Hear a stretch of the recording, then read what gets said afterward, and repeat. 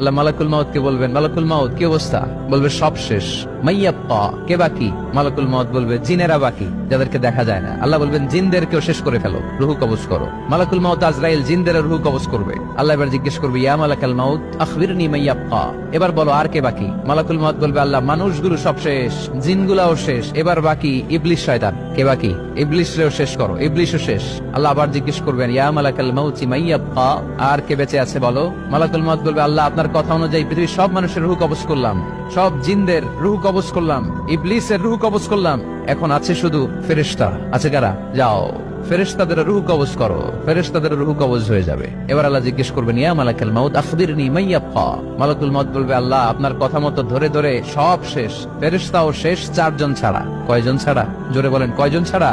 ইসরাফিল, জিব্রাইল, মিকাইল, আজরাইল। আল্লাহ এই 4 জন আমরা বাকি। আল্লাহ বলবে, যাও ইযহাব ইনতালিক ইলা জিবরিল ওয়াকবাদ রূহা, জিব্রাইলের রুহু কবজ করো। ইযহাব ইলা ইসরাফিল ওয়াকবাদ রূহা, ইসরাফিলের রুহু কবজ করো। ইযহাব ইলা মিকাইল ওয়াকবাদ রূহা, রুহু কবজ করো। ওই 3 ফেরেশতাও শেষ। এবার আল্লাহ তাআলা জিজ্ঞেস করবেন, ইয়া মালাকাল মাউত আখবিরনি মাইয়াব্বা, হে মালাকুল মাউত আর কে বাকি আছে বলো? মালাকুল মাউত বলবে, আল্লাহ আপনার কথা মতো মানুষগুলো শেষ, জিনগুলো শেষ, ইবলিস শেষ, আমার বাকি 3 ভাই ইসরাফিল, মিকাইল, জিব্রাইলও শেষ, শুধু আমি, শুধু আমি।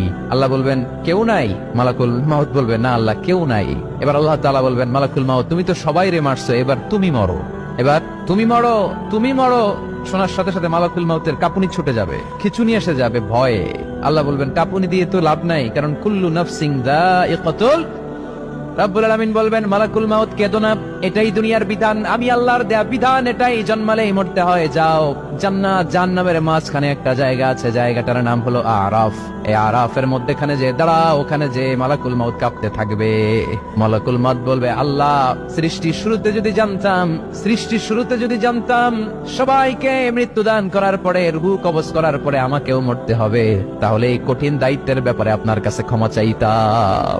আজকে আমারও যে ভাগ্য বরণ করে নিতে হবে সৃষ্টির শুরুতে, আমি এটা কল্পনাই করতে পারি নাই। আল্লাহ বলবেন, নো টক, মুত ইয়া মালাকাল মাউত, মর, মরে যা, মুত, মরে যাও।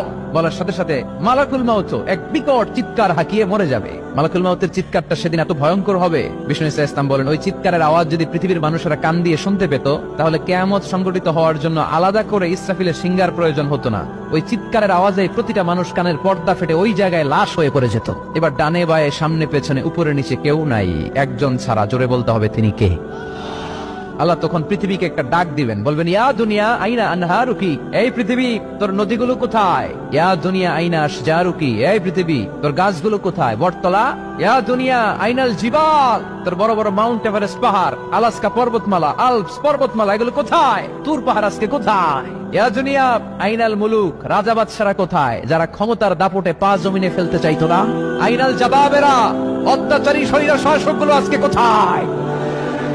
কোথায় আজকে? কোনো আওয়াজ নাই। আল্লাহ তখন হুঙ্কার দিয়ে বলবেন, লিমানিল মুলকুল ইয়াউম, who belongs the kingdom today. Allah চিৎকার দিয়ে বলবেন, আজকে ক্ষমতা কার?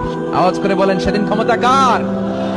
আল্লাহ সেদিন প্রশ্ন করে নিজেই নিজের প্রশ্নের উত্তর দিবেন, লিমানিল মুলকুল ইয়াউমা লিল্লাহিল ওয়াহিদিল কাহ্হার। সেদিন ক্ষমতা দুনিয়ার কোন রাজার নাই, কোন বাদশার নাই, কোন স্বৈর শাসকের নাই, কোন সুলতানের নাই, কারো নাই। সেদিন ক্ষমতা চলবে একজনের, তিনি কে? তার নাম হচ্ছে রহমান। তার নাম কি? আরো জোরে বলেন, কি নাম? এজন্য রহমান কারে বলে আজকে চিনতে পারছেন? তার দয়ার শেষ আছে? তার ক্ষমতার কোন কুল কিনারা আছে? তার ধন ভান্ডারে কোনো কমতি আছে? এজন্য লা বিশাইইন মিন নিআমিকা রাব্বানা নুকাযযিবু ফালাকাল হামদ, we don't deny any of your mercy and blessings, all praises to you. আল্লাহ তোমার কোন নিয়ামতকে আমরা অস্বীকার করি না। আল্লাহ প্রথমে ধমক দিয়ে বলছেন, এই মানব জাতি আর জিন জাতি, আমার কোন নিয়ামতকে অস্বীকার করবি? আমরা বলি কোনটাই অস্বীকার করি না। সকল প্রশংসার মালিক একজন, তিনি কে? ইমাম বাইহাকি বলেন, আল্লাহর হাবিব সাল্লাল্লাহু আলাইহি ওয়াসাল্লাম ইরশাদ করেছেন, ইন্না লিকুল্লি শাইইন আরুস ওয়া আরুসুল কুরআনি সূরাতু আর-রাহমান। আলেম ওলামারা বলেন তো আরুস মানে কি? মাশাআল্লাহ, নববধূ। আরুস মানি নতুন বউ, আরুস মানি নতুন বউ, নববধূ। আল্লাহর হাবিব বললেন, লিকুল্লি শাইইন আরুস, সবার একটা করে নববধূ হয়। আর কোরআনের নববধূর নাম সূরা আর-রাহমান। ইন্না লিকুল্লি শাইইন আরুস ওয়া আরুসুল কুরআনি সূরাতু আর-রাহমান। দুনিয়ার প্রত্যেকের জন্য আল্লাহ একজন করে নববধূ দান করেছেন। আল্লাহর কোরআনেরও একটা নববধূ আছে, এই কোরআনের নববধূর নাম সূরা আর-রাহমান।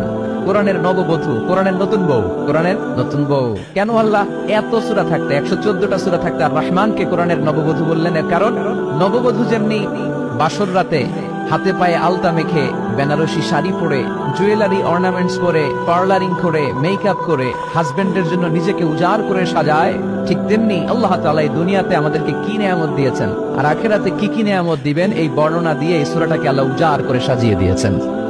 এজন্য এই সূরার নাম হচ্ছে আরুস আল কোরআন। কোরআনের নববধূ, সবকিছুর নববধূ আছে। আর কোরআনের নববধূর নাম সবাই বলেন আর রহমান।